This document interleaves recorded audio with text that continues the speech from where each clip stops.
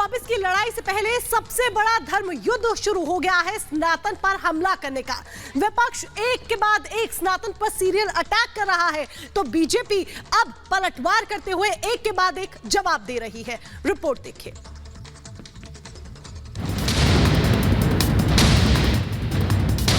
இந்த சனாதனத்தை இழுக்க வேண்டும் என்பதிலே யாருக்கும் எந்த வேறுபட்ட கருத்தும் இல்லை। सोनिया गांधी जी खामोश क्यों आए आप?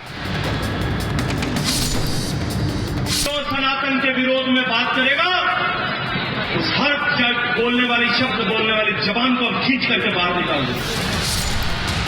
सनातन का विरोध करने के लिए इंडिया गठबंधन बना है, यह तो देश के सामने एक बहुत बड़ा खुलासा है। इंडिया इसलिए बिल्कुल नहीं बना है, विपक्ष इसलिए इकट्ठा नहीं हुआ है कि वो किसी धर्म के खिलाफ है। सनातन के विरोध में पहले सपा नेता स्वामी प्रसाद मौर्य, फिर तमिलनाडु के मुख्यमंत्री एम.के. स्टालिन के बेटे उदयनिधि ने डेंगू मलेरिया से सनातन की तुलना कर जो आग लगाई, उसके बाद से देश में सनातन पर संग्राम जारी है। सनातन के विरोध में जहर उगला जा रहा है। खुद को सबसे बड़ा सनातन विरोधी शामिल करने की होड़ में लगे नेताओं ने अब ये तक कह दिया कि इंडिया गठबंधन ही इसलिए बना है। இந்த சனாதனத்தை இழுக்க வேண்டும் என்பதிலே யாருக்கும் எந்த வேறுபட்ட கருத்தும் இல்லை। सनातन के विरोध में अब तक कई बयान सामने आ चुके हैं, लेकिन ये पहली बार था जब सीधे तौर पर इंडिया गठबंधन का नाम इससे जुड़ा था, वो भी इसके चरित्र के तौर पर। पोनमुडी ने वो कह दिया जो आरोप बीजेपी इंडिया गठबंधन पर लगातार लगाती रही है। सनातन का अपमान नहीं सहेगा हिंदुस्तान। हिंदू आस्था का अपमान नहीं सहेगा हिंदुस्तान। और अब तो इसको हम गांव-गांव पहुंचाएंगे। अच्छा है सोनिया जी, आपने एजेंडा सेट कर दिया है अपने मित्रों और चेलों के साथ। स्वागत है आपका। विकास भी बात करेंगे, विरासत की भी बात करेंगे। सनातन धर्म जो है वो भारत की आत्मा है और इस पृथ्वी की सबसे बड़ा संस्कार, इस पृथ्वी की सबसे बड़ी आस्था जो है वो सनातन आस्था है। और दुनिया के जितने भी धर्म हैं उनका मूल मंत्र जो है वो सनातन आस्था में और सनातन धर्म में है। लेकिन अनफॉर्चुनेटली जो लोग जो है वो इस भारत की आत्मा पर हमले कर रहे हैं वो बाई चांस नहीं है, बाई चॉइस कर रहे हैं। एजेंडा बता दिया भाई, उन्होंने अपना एजेंडा बता दिया कि ये उनकी राजनीतिक लड़ाई नहीं है, एक धार्मिक लड़ाई है जो सनातन के खिलाफ है। धर्म को आघात पहुंचाने और बीमारियों की तुलना से शुरू सनातन का विरोध अब प्रहार तक जा पहुंचा है। बीजेपी नेता कह रहे हैं कि इसे अब बर्दाश्त नहीं किया जाएगा। तो सनातन के विरोध में बात करेगा, उस हर बोलने वाली शब्द बोलने वाली जबान को खींच करके बाहर निकाल देंगे। जो सनातन की तरफ आंख खुदा करके देखेगा, वो दुखने वाली हर एक आंख को हम उंगली डाल करके आपको बाहर निकाल देंगे। हम चुनौती देते हैं कि सनातन के विरुद्ध बात करने वाला कोई भी व्यक्ति इस देश में जो है अपनी राजनीतिक ताकत और हैसियत बना करके नहीं रख पाएगा। जिन्होंने अपना नाम बदला है यूपीए और एनडीए बोल के या इंडिया बोल के नाम रखा है। नाम बदलने से नीति नहीं बदलती, नाम बदलने से कोई उनको वोट देने वाला नहीं है।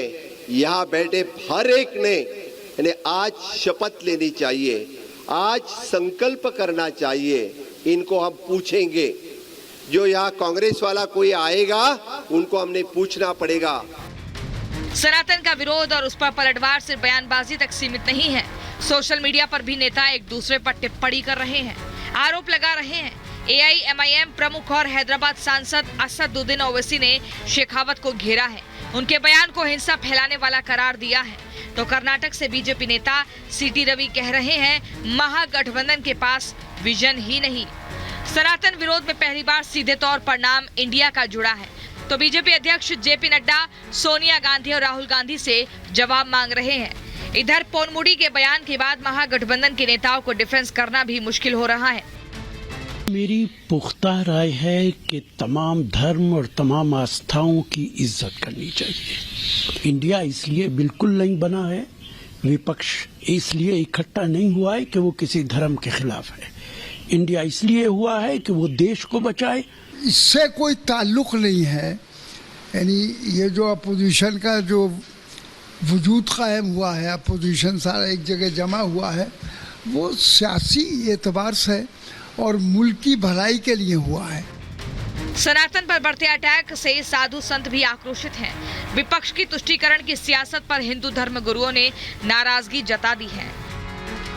सनातन का विरोध करने के लिए इंडिया गठबंधन बना है, यह तो देश के सामने एक बहुत बड़ा खुलासा है। ये तो देश के सामने इनका चरित्र सामने आ रहा है। जब अभी सत्ता पक्ष में नहीं है केंद्र में, तब इस तरह की बयान इंडिया गठबंधन के लोग दे रहे हैं। जिस दिन सत्ता में आ जाएंगे उस दिन क्या करेंगे? उस दिन तो इस देश को तुरंत हिंदुओं के लिए सनातन धर्म पे मंदिरों पे ताला लग जाएगा। मुझे बहुत संतोष है कि उन्होंने यह स्पष्ट कर दिया है और इसलिए अब भारत की जनता और मतदाता के सामने विकल्प तय हो गए।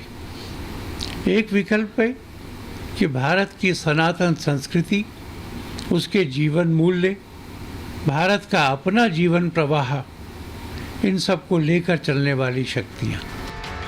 24 का चुनाव नजदीक है और हर बीतते दिन के साथ सनातन के विरोध में बयानों की धार तेज हो रही है, तो बीजेपी भी अब सनातन को आघात पहुंचा रहे नेताओं को उन्हीं के अंदाज में जवाब दे रहे हैं। Bureau report, Republic Bharat.